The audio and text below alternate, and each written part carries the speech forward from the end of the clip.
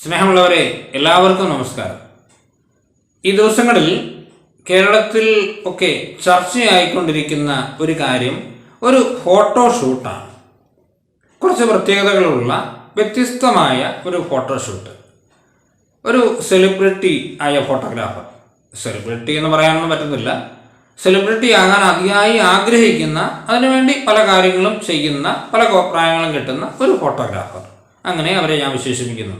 അങ്ങനെ ഒരു ഫോട്ടോഗ്രാഫർ രണ്ട് പെൺകുട്ടികളെ വിളിച്ച് അവർക്ക് കന്യാസ്ത്രീകളുടെ ഡ്രസ്സൊക്കെ കൊടുത്ത് അവരുടെ സ്വവർഗ പ്രണയം ഒന്ന് ചിത്രീകരിക്കുന്ന രീതിയിൽ ഒരു ഫോട്ടോഷൂട്ട് തയ്യാറാക്കി. അതിൻ്റെ ശരി തെറ്റുകളൊക്കെ അവിടെ നിൽക്കട്ടെ. ഇതിന് ചില വിരോധാഭാസങ്ങളെ പറ്റി നമുക്കൊന്ന് ചർച്ച ചെയ്യാം. പണ്ട് ഫ്രാങ്കോ പിതാവിൻ്റെ കേസ് വന്നപ്പോൾ കന്യാസ്ത്രീകളെ സംരക്ഷിക്കണമെന്ന് പറഞ്ഞ് രംഗത്ത് വന്ന, കന്യാസ്ത്രീകൾക്ക് വേണ്ടി ശബ്ദമുയർത്താൻ തയ്യാറായ കുറേ അഭിനവ ഓൺലൈൻ ആംഗ്ലമാരും അങ്ങനെയുള്ളവരൊക്കെ അവർ ഈ കാര്യത്തിൽ അവരുടെ പ്ലേറ്റ് നേരെ തിരിച്ചു. അവർ പറയുന്നത് ഈ കന്യാസ്ത്രീകൾക്കെതിരെ ഇത്തരം ഒരു ആവാസ പ്രകടനം നടത്തിയതിനെ ന്യായീകരിച്ചുകൊണ്ട് ഇതേ ആളുകൾ തന്നെ രംഗത്ത് വരുന്ന വളരെ കൗതുകകരമായൊരു കാഴ്ച ഈ ദിവസങ്ങളിലൊക്കെ നമ്മൾ കാണുന്നുണ്ട്. അവർ പറയുന്ന ഒരു ആർഗ്യുമെന്റ്, ഇത് ആവിഷ്കാര സ്വാതന്ത്ര്യമാണ്, അതുകൊണ്ട് സാരമില്ല എന്നാണ് അവർ പറയുന്നത്. പക്ഷെ ഞാൻ പറയട്ടെ, ഇത് ആവിഷ്കാര സ്വാതന്ത്ര്യമോ ആ വിഷയ ദാരിദ്ര്യം കൊണ്ട് ഈ സ്ത്രീ, അതായത് ഈ ഫോട്ടോഗ്രാഫർ നടത്തിയ കാര്യങ്ങളൊന്നുമല്ല. ഇതൊക്കെ ചില ടാർഗറ്റഡ് ആയിട്ടുള്ള ചില ആക്ഷൻസാണ്. അതായത് ക്രൈസ്തവ സഭയെ, പ്രത്യേകിച്ച് സഭ വിലപ്പെട്ടതായി കാണുന്ന പൗരോഹിത്യം, സന്യാസം, കൂദാശകൾ, ഇതിനെയൊക്കെ താറടിച്ച്, ഏത് വിധേയനെയും താറടിച്ച് കാണിക്കാൻ ഇതിനൊന്നും ഒരു വിലയുമില്ല, ഇതൊക്കെ വെറും നികൃഷ്ടമായ കാര്യങ്ങളാണ് എന്ന് കാണിക്കാൻ വേണ്ടി നടത്തുന്ന ചില പേക്കൂത്തുകളുടെ അവസാനത്തെ ഒരെണ്ണം അത് മാത്രമാണ് ഈ ഫോട്ടോഷൂട്ട് എന്ന് ഞാൻ പറയുകയാണ്. പ്രിയപ്പെട്ട ഈ ഫോട്ടോഗ്രാഫറുടെ പേര് ഞാൻ പറയാൻ ഉദ്ദേശിക്കുന്നില്ല. ഈ ഫോട്ടോഗ്രാഫർ ശ്രദ്ധിക്കേണ്ട കുറച്ച് കാര്യങ്ങൾ മാത്രം ഞാനൊന്ന് ജസ്റ്റ് ഒന്ന് പറഞ്ഞോട്ടെ. ഇതൊരിക്കലും നിങ്ങൾ കാണിച്ച ഒരു മിടുക്കല്ല. ഇത് കാണുന്നവരൊക്കെ ചെറിയ കുഞ്ഞുങ്ങളാണ് ഇത് കാണുന്നതെങ്കിൽ പോലും എന്ത് കഷ്ടം, മോശം എന്ന്, അയ്യേ എന്ന് പറയാൻ തക്ക വിധത്തിൽ നിങ്ങളിങ്ങനെ അധപതിക്കരുതായിരുന്നു.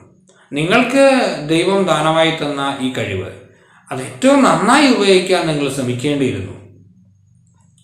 ഇവര് കൊടുത്ത ഒരു തലക്കെട്ട്, ഈ ഫോട്ടോഷൂട്ടിന് കൊടുത്ത തലക്കെട്ട്, സ്നേഹം, സ്വാതന്ത്ര്യം, പൂർണ്ണത. അങ്ങനെയാണ്, സ്നേഹം, സ്വാതന്ത്ര്യം, പൂർണ്ണത. ഒരുപക്ഷെ ഈ കന്യാസ്ത്രീകളുടെ, നമ്മുടെ സമർപ്പിത സഹോദരിമാരുടെ വ്രതങ്ങളെ തെറ്റിദ്ധരിച്ചുകൊണ്ടായിരിക്കാം ഇങ്ങനെ കൊടുത്തതെന്ന് ഞാൻ ഊഹിക്കുകയാണ്. സ്നേഹപൂർവ്വം ഞാനും തിരുത്തൽ വരട്ടെ. ഇവരുടെ വ്രതങ്ങൾ എന്ന് പറഞ്ഞാൽ ഇത് മൂന്നുമല്ല.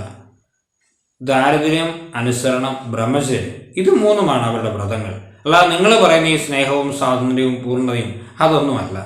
അത് നിങ്ങൾക്ക് ഒന്നാമത്തെ തെറ്റ്. രണ്ടാമത്തെ ഒരു കാര്യം എന്ന് പറഞ്ഞാൽ, ലോകത്ത് ഞാൻ ഒരുപാട് സിറ്റുവേഷനെ കണ്ടിട്ടുണ്ട്, പക്ഷെ മൂക്കൂത്തി ഇട്ടേക്കുന്ന ഒരു സിസ്റ്ററിനെ ഞാൻ ആദ്യമായിട്ട് കാണുന്നത്. രണ്ട് പെൺകുട്ടികളെ വിളിച്ചിങ്ങനെ വേഷം കെട്ടിക്കുമ്പോൾ മിനിമം ആ കാര്യമെങ്കിലും ഒന്ന് ശ്രദ്ധയിൽപ്പെടണമായിരുന്നു. ഈ വിഭാഗത്തിലുള്ളവർ, ഈ നമ്മുടെ ബഹുമാനപ്പെട്ട സിസ്റ്റേഴ്സ്, അവരെങ്ങനെയുള്ളവരാണ്, അവർ ആഭരണങ്ങൾ ഉപയോഗിക്കാറുണ്ടോ, അത്തരം ചില മൈന്യൂട്ട് കാര്യങ്ങളെങ്കിലും ഒന്ന് മനസ്സിൽ കാണേണ്ടതായിരുന്നില്ലേ? അതായത് ഞാൻ പറയട്ടെ, ദൈവത്തിന് നമ്മൾ എത്ര കളിച്ചാലും നമ്മളെക്കാളും ബുദ്ധിയുണ്ട്. അതാണ് അതിൻ്റെ യാഥാർത്ഥ്യം. അത് മനുഷ്യൻ തിന്മയായിട്ട് ചെയ്തതിനെ പോലും നന്മയാക്കി മാറ്റാൻ കഴിവുള്ളവനാണ് ദൈവം. ഫ്രാങ്കോ പിതാവിൻ്റെ കേസ് വന്നപ്പോൾ തന്നെ മാധ്യമങ്ങളാണ് ഏറ്റവും അധികം ഫ്രാങ്കോ പിതാവിനെ വലിച്ചു കയറിയത്, അപമാനിക്കാൻ ശ്രമിച്ചത്. പക്ഷേ പിതാവിനെ ആ കേസിൽ നിന്ന് രക്ഷിക്കാൻ ഏറ്റവും കൂടുതൽ സഹായിച്ചതും ഒരു മാധ്യമ പ്രവർത്തകൻ നടത്തിയ ഇൻ്റർവ്യൂ ആണ്. അതായത് ചില തെറ്റുകളിൽ നിന്ന്, മനുഷ്യൻ ചെയ്യുന്ന ചില തെറ്റുകളിൽ നിന്ന് ശരി ഉണ്ടാക്കുവാൻ ദൈവത്തിന് സാധിക്കും. കാരണം ദൈവം സർവശക്തനാണ്. അതുകൊണ്ട് ഇത്തരം കാര്യങ്ങൾ, ദൈവത്തെ അവഹേളിക്കുന്ന ഇത്തരം കാര്യങ്ങൾ, കാരണം കർത്താവിൻ്റെ മണവാട്ടിമാരെ അവഹേളിക്കുക എന്ന് പറഞ്ഞാൽ കർത്താവിനെ അവഹേളിക്കുന്നതിന് തുല്യമാണ്. അങ്ങനെ ഇനിയെങ്കിലും ചെയ്യാതിരിക്കാൻ ശ്രമിക്കുക.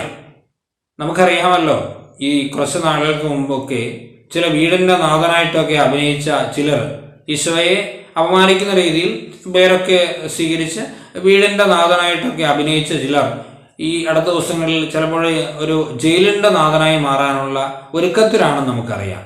അതായത് ഇതൊന്നും ദൈവശാപമൊന്നുമല്ല. നമ്മൾ ദൈവത്തിന് കൊടുക്കേണ്ട ആദരവ് കൊടുക്കാതെ ദൈവത്തെ അപമാനിക്കാൻ ശ്രമിച്ചാൽ തീർച്ചയായിട്ടും ഇത്തരം തിരിച്ചടികൾ നമ്മൾ നേരിടേണ്ടി വരും. അത് തമ്പുരാന്റെ ശാപമല്ല. ഉപ്പ് തിന്നുന്നാൽ വെള്ളം കുടിക്കുക എന്നുള്ള സ്വാഭാവിക നീതിയാണ് ഇവിടെ സംഭവിക്കുന്നത്. അതുകൊണ്ട് പ്രിയപ്പെട്ട ഫോട്ടോഗ്രാഫർ, നിങ്ങൾ ഒരു സ്ത്രീ കൂടെയാണല്ലോ. അതുകൊണ്ട് സ്ത്രീത്വത്തെ അപമാനിക്കുന്ന ഇത്തരം പ്രവൃത്തികളിൽ നിന്നൊക്കെ മാറി നടന്ന് നിങ്ങൾക്ക് ഈശ്വരൻ ദാനമായി തന്ന ഈ കഴിവ് അത് ഏറ്റവും നന്നായി സമൂഹത്തിൻ്റെ നന്മയ്ക്ക് വേണ്ടി ഉപയോഗിക്കാൻ നിങ്ങൾക്ക് സാധിക്കട്ടെ. എല്ലാവർക്കും നല്ല ആശംസകൾ.